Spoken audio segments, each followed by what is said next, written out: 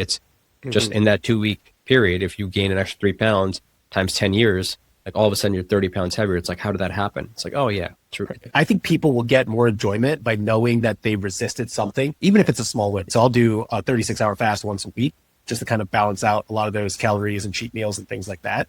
You're reducing the scope of what you're demanding from yourself, but you're sticking to your daily exercise routine or 5 days of routine. What happens is that you're still training your brain to show up and do that specific habit that you have. And over time, you start forming an identity that I am somebody who trains. Reduce the scope, but stick to the schedule. Welcome to Medicine Redefined. I'm Dr. Altamash Raja. And I'm Dr. Darsh Shah. Let's put the health back in healthcare. Dr. Darsh, welcome back. What's up, man? How we doing? We're doing good. I'm excited, man. The year's coming to a close, 2025. Year's flying. I just remember us starting of the year off. I don't know when we recorded it, but I remember our 2025 prediction episode that we did, and I actually don't remember how much of that came true, if any did or not. Some of it maybe. Do you remember which one? I think the social media one a little bit. I remember talking about how the case I was making was that parents are not going to allow their kids to have phones, I guess, along the themes of that. But yes, Australia just had a social media ban. So just in time for under 16 years old. So I'm a proponent of that. I don't know. The U.S., it's interesting. A friend and I were talking about the political things and as a result, policy change. And it's much more challenging to do those types of things here. But I think 16 is a good age. In fact, Jonathan Haidt, I think he's a proponent at the age of 16, right? I haven't read his book, but I think that's probably, I'm assuming 10th grade, 11th grade around there is when you can hop on social media. Yeah. Awesome. So agenda today, I know this is kind of what I reached out to. I thought that we could close out the year, put a nice little bow on it, no pun intended, for people as the holidays come around, with a couple of topics. One thing that came to mind was during some discussion with some people, some patients. People tend to really struggle around the holiday time with falling off the wagon, so to speak. And I thought that maybe we could talk a little bit about a holiday travel defense protocol where people don't really obliterate their goals. And interestingly, if you really think about it, it's like that 10-day, 2-week period. If you completely have to fall off your goals and have to hit reset, after a couple of decades, you've lost a long time. And then as you get older, it gets a little bit harder to hit reset. When you're young and you're resilient, you're adaptable, that can happen. But with life and challenging, resetting is really hard. And so that's where I thought we might start off. And then we can kind of go from there. I'd love to do a belief audit. I know that's something that you and I talk about a lot, about constantly changing our mind. I've said one of my favorite quotes is, I reserve the right to change my mind in the presence of better data. We don't know who it's attributed to, Mike Boyle or Deacon Jones or whoever it is. And then maybe we'll, for those who want to stick around, we'll talk a little bit about the direction of the podcast and where our head's at. What do you think? I'm excited. Always love doing these.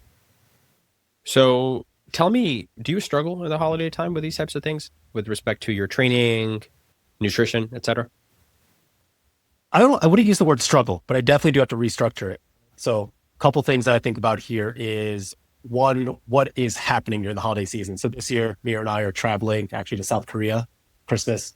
So like 10-day trip. So usually we try to travel, as much as we can around that time. But if we're not traveling, then the question becomes, who are we visiting, right? What are we eating? What kind of parties are there going to be? And then it ties into, our gym's going to be closed, right? Because I can really only work out if I'm in the gym. Now, I've been trying to be a little bit more flexible because you kind of have to be. But those are really kind of the things that I think about around this time is, and what's funny is I kind of have to pre-plan this maybe 6 weeks before. Because whenever I travel, I tend to make it my deload week, or even just a complete rest for 7 to 10 days. So this time coming around, going to South Korea, it's going to be more of a chill trip, not, we're based in one hotel. So I think I will actually be able to train a little bit heavier and a little bit, more than I usually would. But that's at least how I think about, the year end. Yeah. I think, so I guess maybe it makes sense to bucket this in for people, right? So you're talking about training, our favorite. Important to remember that holidays, like we talked about, it's messy schedules, doesn't necessarily mean moral failure. First and foremost, I think at this point, this is probably resetting or restructuring your goals to make it more of a maintenance thing and not trying to hit PRs And if you just don't detrain and don't spiral, that might be a win.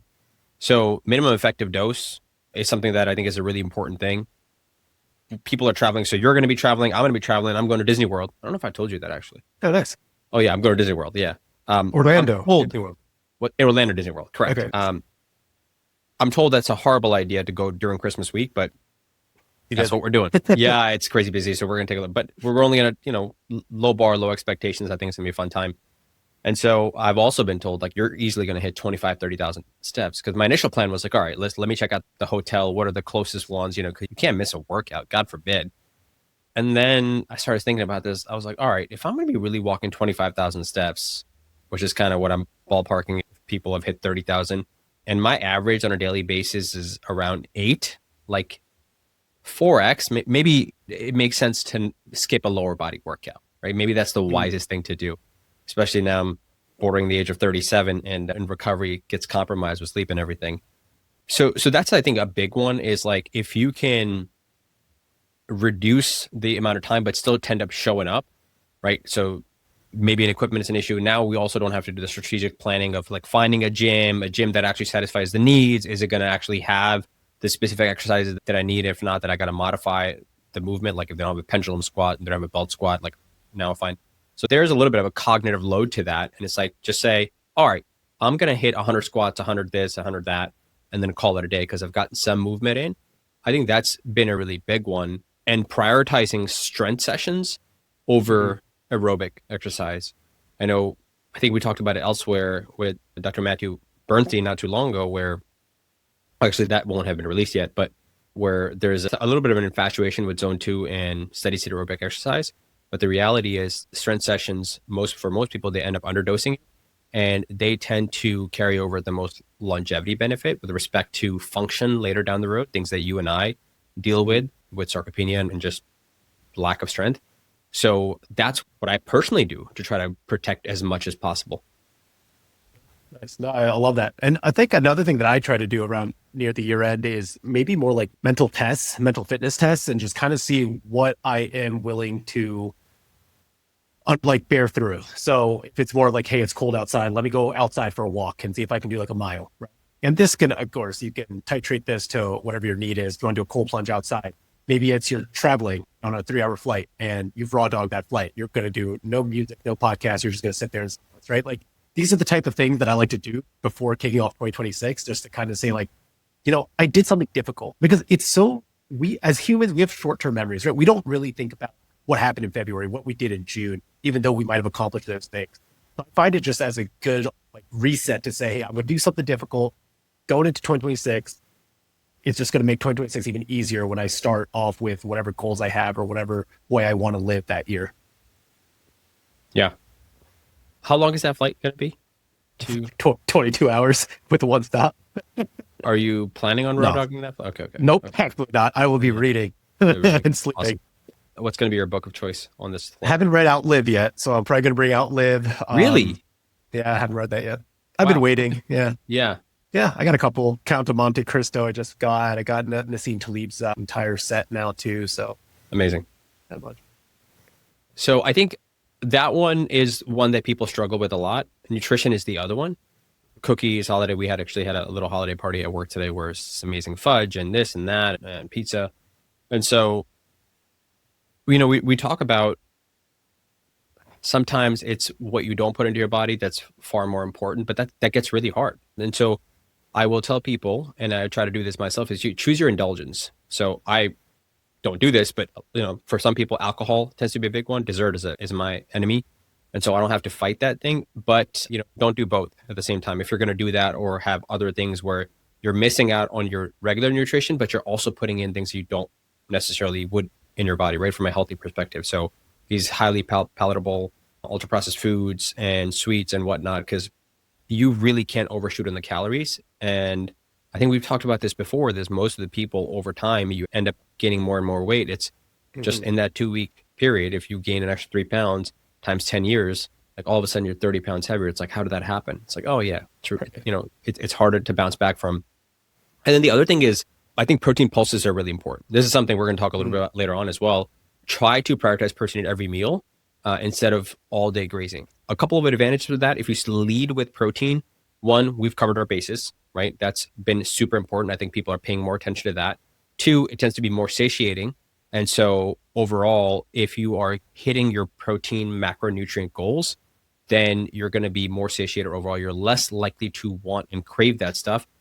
And more importantly, when you're around that stuff, you will have an easier time saying no. So I think this, and I'm trying to keep this as minimize the friction as much as possible for people. So I think less is more. And I think those would be the two main ones I would have for people. What do you got? I like that. I might get pushback for this, but I think tracking your calories, especially just for a week, I know a lot of people are like, hey, I want to enjoy. I think people will get more enjoyment by knowing that they resisted something, even if it's a small win, even if it's like a 300 calorie slice in front of you. And you're like, you know what? I'm going to skip that because I'm already at 2,700 calories or something. You know what I mean?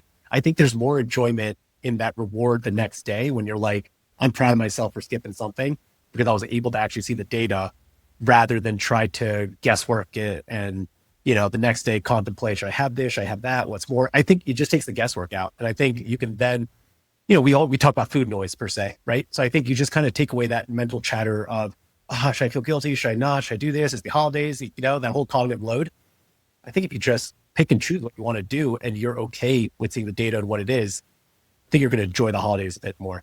Currently, I'm fasting. So, what I do is I need to get back to it. So I'll do a 36-hour fast once a week just to kind of balance out a lot of those calories and cheat meals and things like that. I used to get a lot of success with it, but it's been maybe 4, 5, 6 months that I've actually done a proper fast. So currently on a fast, you might be able to see it from my face, but yeah, you look emaciated.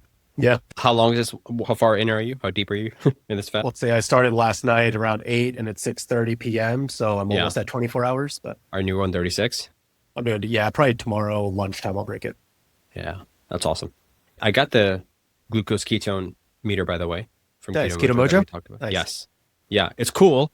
I realized I was 0.2 is my millimoles. So we'll see. That might be something that I try to play around with in the new year. You did it first thing in the morning or?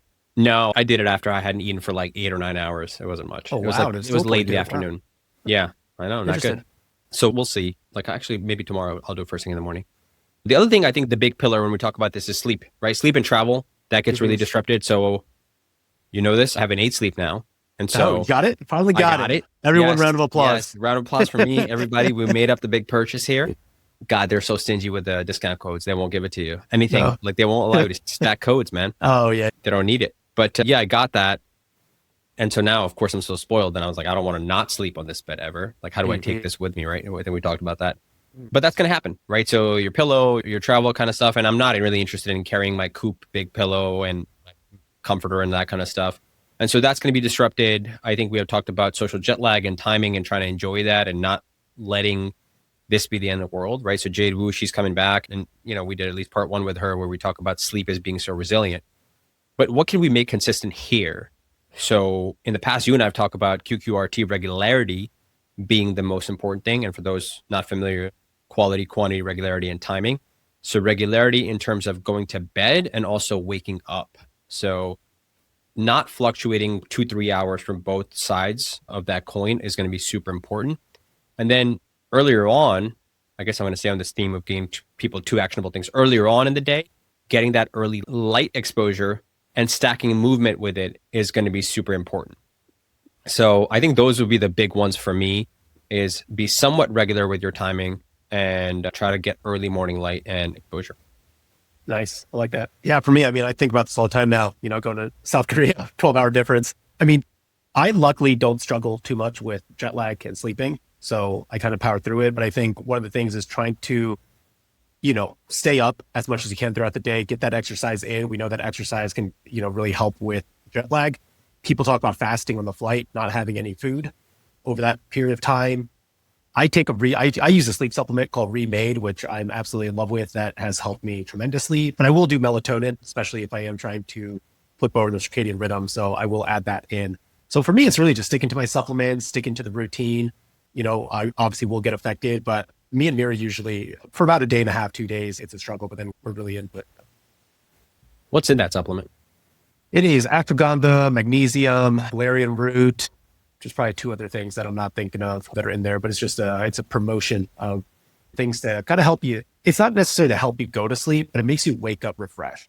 So if I get 5 hours or 10 hours, I'm kind of waking up just feeling Interesting. okay. Yeah. So maybe it helps you promote getting deeper quality sleep, I suppose. Have you, I don't want to derail this too much, but how long have you been taking it? Almost a year now. And you've had the 8 sleep before that to track have you seen a noticeable difference with tracking? I actually don't use the tags on the 8 sleep to track, but there's like a palpable difference when I take it and when I Subjectively, don't. Yeah, like definitely. And I've had a couple of colleagues who've taken it now too, and they absolutely love it. So they've been consistently taking it too. All right. Remain. I'll have to look into that. Maybe we'll plug it in for people. And I've got a discount code. Any affiliation? So, Oh, you do? yeah, Okay. yeah, I do have a discount code to give people. So if they want to. There you go. We'll throw that in There there. is. Yeah. Yeah, I think those are the big ones that people struggle with. I think if you can kind of get that dialed in, you're going to be pretty successful, right? Weather the storm, so to speak. Get through this 10 days, 2-week period. Maybe it's longer. Maybe it is. And you want to try to enjoy this as much as possible and understand that we are resilient. Sleep is resilient. Nutrition is resilient. And so I think mitigating damage is going to be big. And I think it's really about mental reframes, kind of what we're talking about. I know we're giving actionable things. So James Clear, big fans, we both are. I remember him talk about this with respect to habit change, right? So both implementing good habits and getting rid of bad habits. But this quote that he recently, I don't know, where did I listen to him? I forget, but he talked about reducing the scope, but sticking to the schedule. Super important. So coming back to that example we were giving about training, if you don't have 60 minutes to train, do you have 30? If not, do you have 10? If not, do you have 5? Can you do something like that? What happens is, so you're reducing the scope of what you're demanding from yourself, but you're sticking to your daily exercise routine or 5 days of routine. What happens is that you're still training your brain to show up and do that specific habit that you have. And over time, you start forming an identity that I am somebody who trains. I am somebody who eats well. I am somebody who does this. And you're far more likely to have these things that stick. We know that, especially when it comes to exercise and literature with exercise, once people establish a core habit of exercise and routine, and they're exercisers and avid exercisers, it becomes really challenging for them to miss on sessions. I mean, it could be taken too far. So, and the same thing comes with nutrition, right? I don't drink, or I'm not a drinker, or something like that kind of stuff. And he talks about this, and it might have been on Bartlett's episode where he talked about this, same thing with reducing the habit. So I think that's like a really big one, is reduce the scope, but stick to the schedule. So I really love that. And I want to share that with people. I like it. Nice. Amazing. So let's shift gears here. Okay. Let's talk about a little bit about what has changed, what you've reflected on. But hopefully you've had some time to think about this. And this could be, I'm curious to get it from your perspective, certainly something from a philosophical, mental reframe standpoint. And then I also want to know maybe more actionable from a health longevity perspective, if you have something. Let's do the tactical health longevity stuff first. What you to ask what I've changed, or what maybe I have something I would just be curious if, information is coming so fast at us, right? We know this. And so I would just be curious if there's anything that you're evaluating or reevaluating. I think a long time ago, we did an episode on like, how do we evaluate who to listen to, who not to listen to social media, and who to follow, who not to follow. And we had talked about experts and people saying, I don't know, and changing their mind is so important in the absence of new data coming in. And so I was just wondering if there's anything that you might have evaluated or reevaluated that you believed strongly in January that you feel less strongly, or the other way around. No, I think the biggest thing for me this year coming up, going into 2026, is just really not being emotional about decisions, right? So you talk about shortening the scope, right? So had to go to the gym in the morning one time at 5:30. I had to do trap bar deadlift, needed a platform, could not get a platform. Just there's the class. I was really pissed. And then I was like, what am I getting emotional about? Right? Like, yes, I ended up working out later that afternoon, and that morning I did a sauna, mobility, walking. So I still got stuff in. But it was really, I need to start zooming out more and just being like, this is literally a data point. One day out of 365, I can still do something that promotes health rather than getting so stuck in the weeds of making sure I'm hitting that exact movement pattern or whatever it is that I was supposed to do that day. So it's just allowing more flexibility in my schedule, knowing that, hey, if I am going to not or have a cheat meal that night, then maybe dial up the sleep or dial up the movement that day too. I think Peter Attia talks about that, is that out of those 5, core things that we always talk about, if you know you're going to miss on one, really hone in on the other 4. And so that's allowed me to be a little bit more flexible and just realize, like, literally in the last year, nothing's really changed. I haven't gotten worse. If anything, I've gotten better, with my goals and just learning more about my body. I think I've really cut back a lot of the strength training in a good way because I used to just really focus on hypertrophy and strength. Now picking up more tennis and doing more tennis patterns. And I think that just reframe as far as what health means. Being realistic with my age, still younger than you, but being 33, it is weird having some of those like minor pains that you're like, what the heck is that? Like I've never felt like this weird numbness like on my ankle before. And so it's like, what do I attribute that to? So yeah, just kind of learning my body a little bit more now and being more realistic with it. I know you're not a fan, but did you hear that clip with LeBron? I think that he was having sciatic neuralgia or sciatic irritation, and one of the reporters asked him, he was like, hey, like you had some sciatica, blah, blah, blah. Like, did you twist yourself? Did you hurt it? And he goes, call being old. You just wake up with shit that you didn't have. Yeah. He's like, you get it. Yeah, he's a little bit older than us, but I love that. I absolutely love that. I think that's actually been an important thing to me. So I want to share a story with you. I don't think I ever told this to you before. So I guess maybe the year between my first year and second year of medical school, a buddy of mine, we usually go down the shore, like the classic thing. And so we were going to go to the Outer Banks for a vacation with my college group of buddies. And he decided, he said, hey, like, why don't we ride bikes down there? Make a trip out of it the week before. And I was like, yeah, that sounds like an amazing thing. So we trained for it for like 6 weeks and stuff, like a nut job. And like actually 6 days, 2 workouts a day, 6 days a week in the gym, hands down for like 3 months straight. And I remember us riding. And so we did almost 5 days and we did nearly 430 miles over 5 days, right? So it averaged out to be somewhere in like 75, 80 miles a day. The longest day ended up being 112 miles because we took a detour. Aside from that one day where we rode for 12 hours straight, every other day we would get to our destination after doing 75, 80 miles and I'd just be freaking out. And my buddy, Tyler, his name is, he's like, what's going on? It's like, man, I didn't get my workout in today. He was so mad at me. He was like, dude, we just rode 80 miles. Like, what are you talking about? And it was that mentality that you're describing. It's like, I wasn't in the gym and push weights. And you got a great, again, 80 miles and, rain, like wind, all that kind of stuff.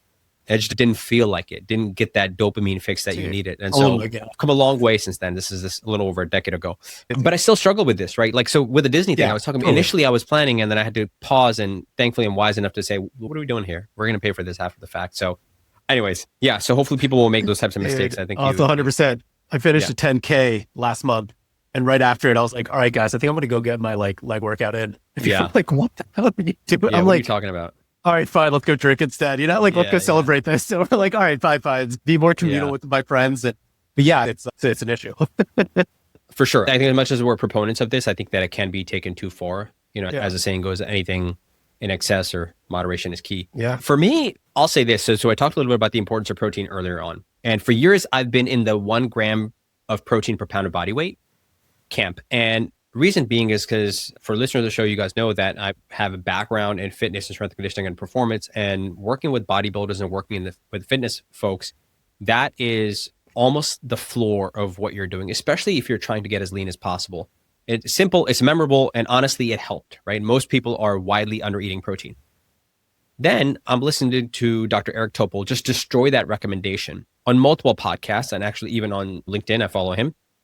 And it really bugged me enough that I want to actually say, hey, what does the literature say? Because my bias is to completely, disregard what he has to say that he's crazy and unfit and looks a certain way.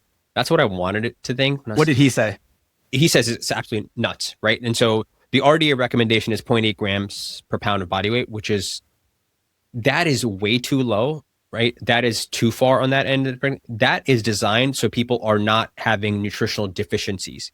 That is to avoid that. So you're in neutral or positive nitrogen balance, but that's not what we're striving on. We're not talking about survival. We're talking about thriving, right? And so he'll say this protein craze. I think he was actually most recently heard him on Adam Grant's podcast to talk about this. And he's a pretty respected and respectable cardiologist and somebody who looks at the longevity literature. And so, the uncomfortable truth, honestly, in a very high level is the benefit of muscle health function seems to flatten out, honestly, when I looked at the literature myself. Anything lower than 1 gram per pound like anything above that, anything higher than that, right? For most people. And so I'll bucket this into different things when I actually, again, multiple studies, meta-analyses, and I think context is really important, context over content. And this is where I wish he would add a little bit more to the nuance where he didn't. And so I would say for baseline health, like if you're probably covered around 1 to 1.2 grams per kilogram of body weight. Most of this literature is looking at kilograms per body weight, so I'm just going to reference that. For muscle and performance, it's more like 1.2 to 1.6 grams per kilo, and maybe in very specific contexts, get up to 2.2 grams per kilogram, right? In harder training sessions or dieting scenarios when you're trying to get lean, but 2.2 is not going to be for everyone all the time. Now, for older people who are more frail, rehab patients that we take care of, I think it's probably less important to care about the exact number and more likely they're actually hitting overall multiple pulses throughout the day. Anabolic resistance is something that we've talked about. It's pretty well known. And so this is probably somebody above, the age of 60. And so you want to get solid protein into each meal. But I think the upgraded level of thinking from this is actually measuring your requirements based on lean body mass or fat-free mass instead of raw body weight. And that's been the upgrade for me as I went through the literature. It's because the reality is fat doesn't need much protein at all. Muscle does. And that's what we're trying to feed that engine. So if I tell a 300-pound patient to eat 300 grams of protein, that's not realistic and it's exhausting and it's a lot, right? They don't need that because they don't have the lean tissue. That might make more sense to base it off their target body weight. So if 200 is their target body weight, we might go down to like 1.6 per gram of kilogram, which is going to be a lot lower, right? Somewhere in like 130 grams. So at that point, it's drastically different. But on the other hand, if somebody's pretty lean and muscular, body weight based dosing can actually underestimate their needs because more of their body weight is protein demanding tissue. So I think it's actually really important. Here's going to be a plug to make sure that you are getting, not just relying on BMI, but actually figuring some way out to get your lean body mass. That's actually really important than just body fat percentage. That's the number people focus on, but the lean body mass is really important. You'll see the literature when you look at it. Some people will say fat-free mass. Some people will say lean body mass. They're sometimes interchangeable, even though they're not exactly the same thing. And then Grant Tinsley's been talking a lot about this, about the importance of having a separate criteria of looking at muscle mass, because fat-free mass is going to be anything that's not fat, right? So this is going to be bones, organs, and all that kind of stuff. And then lean body mass actually excludes the essential fat around the visceral organs as well. And so maybe it might be a little bit less.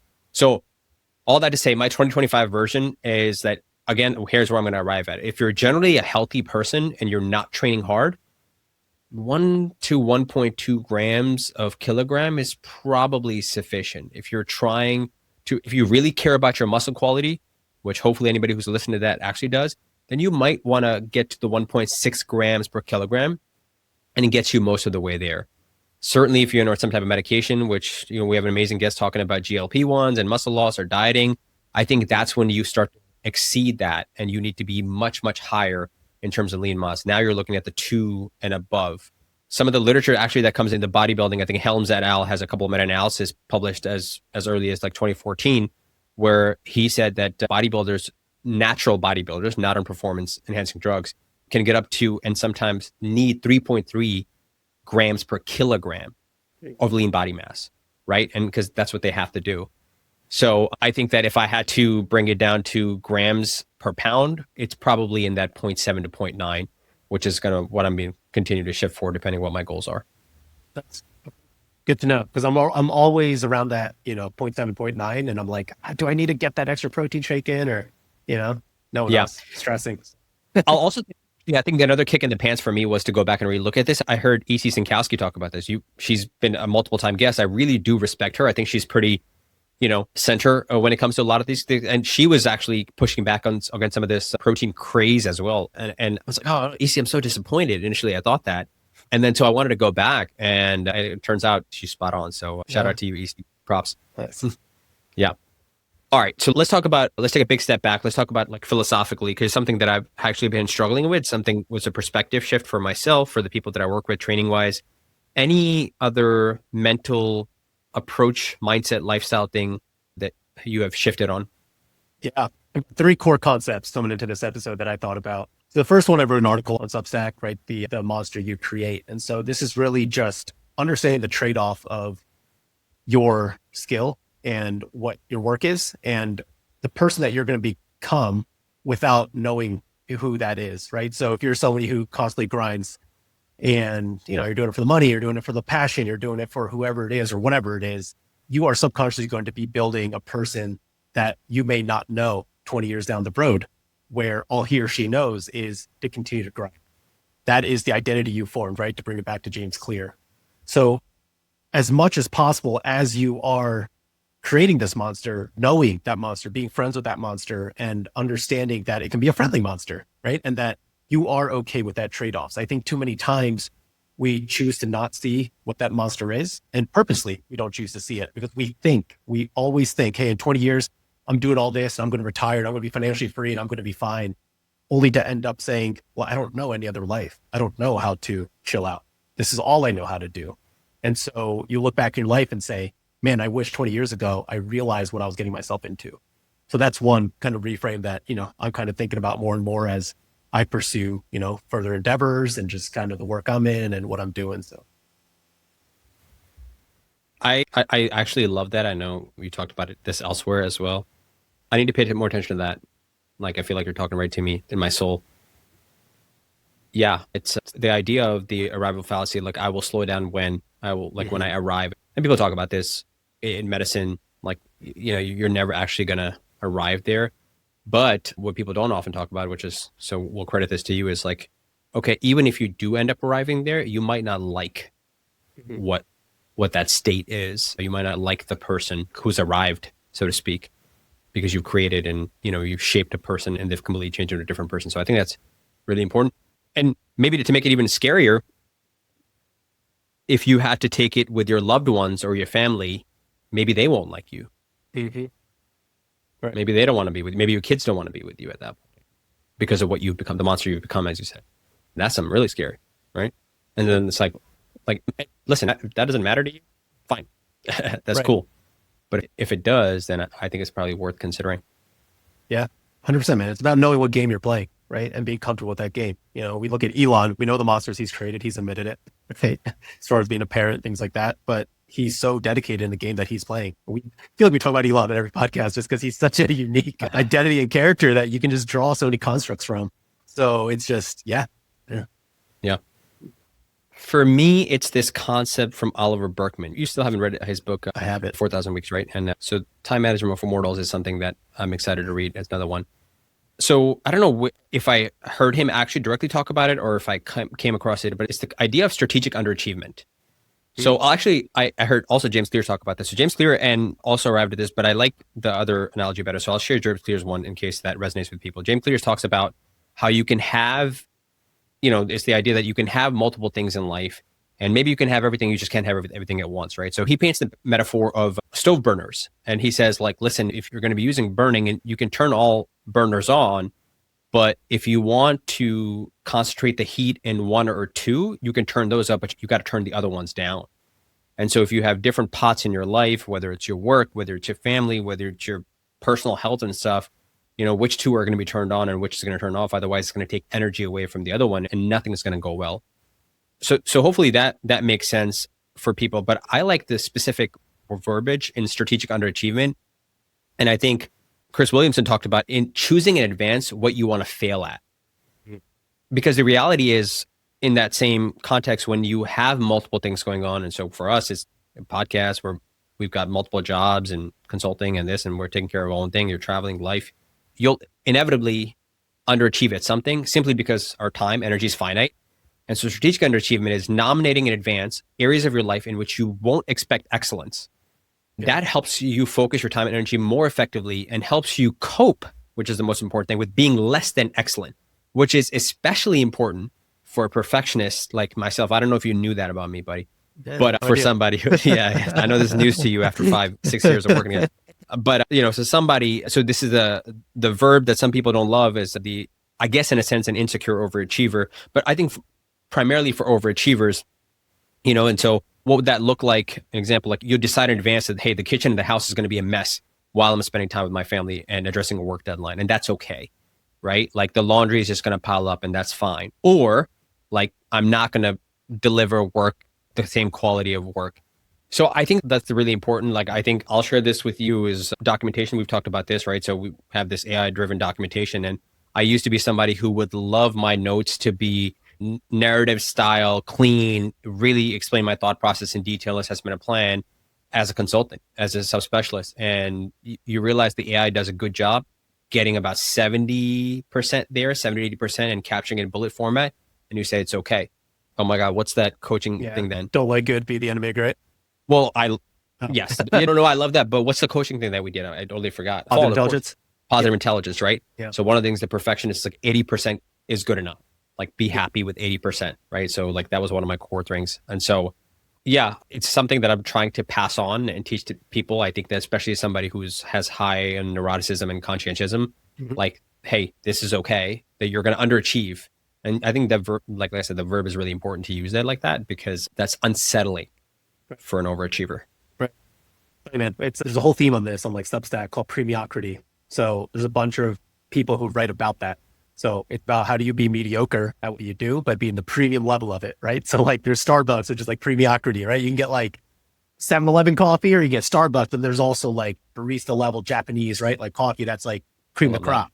How do you just be a Starbucks and be okay with that, right? Because everything's relative in life. And so I always tell residents, you know this, people are striving for the best residencies and best this because of the name. They're not trying to be the best version of themselves. They think they're going to become the best version of themselves based off the name that somebody else gives them. And so it's understand the game you're playing, understanding that, hey, it's okay to be mediocre, right? I'm not trying to be the greatest PM&R doctor in the world. And some people that might be like, well, then how do you practice? Well, I can still be a great PM&R doctor, but I'm also trying to be the best version of myself and, balance all those things that you talked about and understand what you're going to underachieve in. So I love that. Premioker. Yeah. Premiocrity. Right. But I'm premioker. I guess premioker. Yeah. Premiocrity. Yeah, I don't know. Premioker. It doesn't quite roll off the tongue as much as I'd like to, especially with my ESL, but we'll do our best we can. Okay. Awesome. Anything else, man? Anything else on that?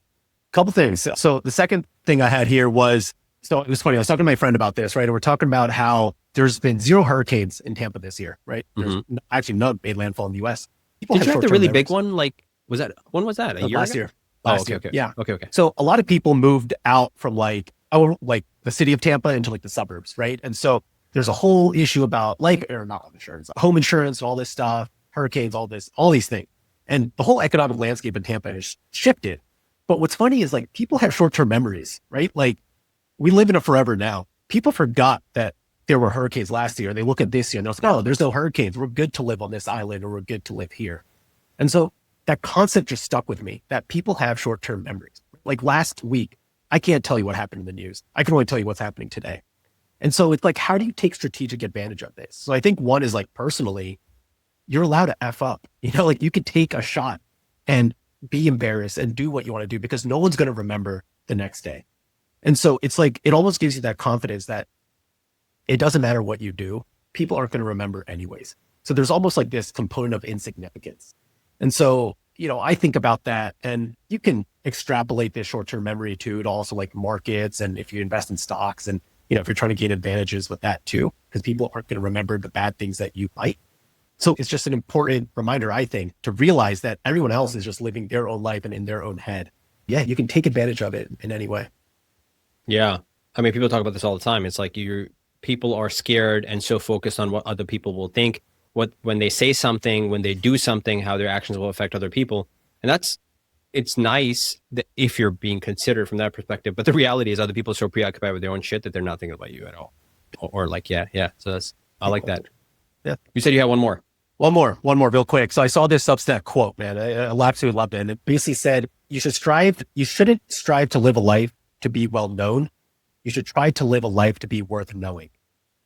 And that just hit me, right? So the goal in life is not to be well known. It's to be worth knowing. And so when you think about that, it changes exactly what you're going to do in that moment, in that day. It changes your trajectory in life, right? You're trying to be the most interesting man in the world rather than trying to just achieve fame and the vanity that comes behind it. And I think Naval says this, but it's better to be rich and anonymous than poor and famous, right? And lose your freedom as somebody who has a lot of popularity. And so, it's just a reframe to when it comes to social media, not caring about the numbers, the likes, but caring about what you can share that makes someone say, wow, Darsh and Altamash did this really cool thing. Let me share that over. I want to get to know this person because he has a cool story about where he traveled. And so again, it comes down to building range, right? Which I love to talk about. So it's how do you expand that? How do you expand your stories and the adventures that you have in life so that you can become someone worth knowing that makes you magnetize other people in the room, not because you're famous, but because you have something worth sharing. That I gotta write that one down. I love that one. It was fortuitous that I recognized this. I think you remember me talking through this with you. I learned some interesting things about myself earlier this year and how important that specific concept is to me. And I arrived at this conclusion as I had an opportunity come to present myself, which I probably a year ago would have thought would be my dream job. And when the opportunity presented itself, as the job had required sacrifices that I was not interested in making, and I actually wasn't aware about the importance of some of the sacrifices that I would have to make, right? Some of those projects that we work on, the stuff that we do is how much it actually means to me. And you know what I also realized, man? I realized that I love creating and building things. I love the administrative aspect of it. Yeah. Enjoy the process of just innovating and build. I don't know if I'm an innovator, but just iterating on things. That's the part that I absolutely freaking love. Yep. And so, it was actually quite shocking because I would have never been able to vocalize that for you or put that into words. Yeah. Except when I was asked that question point blank, it's like, hey, are you going to make these sacrifices? And it just had an unsettling feeling, so much so that I actually wasn't hoping for a call back or anything like that. And so that was quite revealing. And it really does come down to the importance of like, hey, be somebody worth knowing rather than like having a thing of where, yes, I do this and I'm part of this group and an important person, blah, blah, blah. So I love it, man. Cool. So maybe what we'll do is here, hopefully people have stuck around and give them a little insight into what we've been thinking and where the direction of the podcast is going. That we've been talking about this with our team. So we want to start off, kind of tell them. I mean, I think people, hopefully, if you haven't subscribed, you have subscribed now and you're listening and you're watching and streaming on Spotify. We're more on video. We've been doing 2 episodes a month. Mm-hmm. I think the plan is we're going to continue. We like that rhythm. It allows us to create that perfect imbalance, so to speak, that I spoke about earlier. So we'll stay there. But what are the things that people can expect from us, man? Changes wise, things that are exciting that you want to share? Yeah, no, I think, we'll stay long form in a world that's going short form over and over. I think you can't really put the health back in healthcare unless you're having longer discussions with more nuance. So that's something that we'll always pride ourselves on is, not being black or white, but really pushing back on our guests and seeing kind of what their thoughts are. I think we've had an awesome lineup of guests coming in early 2026. So we'll try to stay on top of that too, to have some interesting topics too, right? So we have GLP-1s coming up end of January, which hopefully we can, release in February. That'll be a deep dive. I mean, the whole landscape of medicine's changing, right? And I think as we grow, we fortunately have access to a lot of great founders and companies and guests that, we can talk to and try to bring on.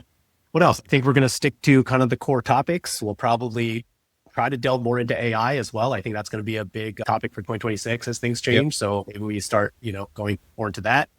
Video. More video. You can expect more video from us. That's something we're really trying to put a lot of resources, as if whoever watching can see this behind me, I'm trying to create this studio for you guys. The sponsors haven't really paid us yet, so we're still waiting on that. So hopefully we'll double down on that. I think we enjoy that format as well. And the newsletter is coming back. So if you're a subscriber to that and you enjoyed that, please let us know. Please let us know what you previously liked, what you didn't. We're going to roll this back out in January. Hopefully it'll be more actionable, bite-sized, digestible. And if you like it, please do share it and just give us feedback. I think that's really important. One more thing I'll add for people who are listening and our fans is that if you have questions for us that you want to investigate a little bit further, you want to get our thoughts on, that's what we love doing, the Progress Notes. And so we want to dive deeper into things that are interesting to us and interesting to you as a listener. We want to give that to you. So please reach out to us on all the social media handles. We're pretty much Meta Redefined everywhere. You can reach out to us on the website as well. Absolutely. You want to talk about your practice too? Your launch? Yes. Thank you. I should do that. See, I'm a bad marketer is what I am. Yes. If you would love to work with me, I would love to work with you. And so right now we're doing pretty much telemedicine, but within the states of New Jersey, New York, Pennsylvania, and Florida, I'm here to help you. Actually, somebody had reached out to me from Florida a couple of years ago, and at the time I didn't have this quite set up. So it's a musculoskeletal, longevity-based practice. Everything that you and I have talked about over the last 5 years, finally implementing it. Finally, the imposter thoughts of not being able to do this are a little bit behind. And so I feel confident, hopefully. And more importantly, I'm excited to work with people. So you can reach out to me. You can just Refining Health and Performance is the name of the practice. And if you go on the website, you can contact me and we'll get going. Cool, man. Anything else we should share here? I think we nailed all of it. Yeah. I think so. All right, man. Happy Awesome. New Year, buddy. Yeah, you too. Wishing everyone else a safe, happy holidays. Until next time. Yeah. Thanks for listening to another episode of Medicine Redefined. If you enjoyed this episode, please be sure to check out some of the additional resources in the show notes. Please also check out our social media platforms where you can find more content like this. You can follow us on Instagram, Twitter, and TikTok at MedRedefined. We also want to thank our team for the production of this podcast, specifically Ethan Ju on video, Haritha Yepuri on social media, Zainab Lugmani on research, and Sarah Khan for newsletter. Oh, and if you want to get similar bite-sized information delivered to your inbox every Sunday, please be sure to sign up for our newsletter. Also, if you enjoyed the show, please be sure to subscribe, review, and share with anyone who you think will gain value from this as well. Now, time for the ever so important disclaimers. This podcast is intended for general public use and is for educational purposes only. It does not constitute the practice of medicine, nor should be construed as medical advice. No physician-patient relationship is formed, and anything discussed in this podcast does not represent the views of our employers. We recommend that you seek the guidance of your personal physician regarding any specific health-related issues.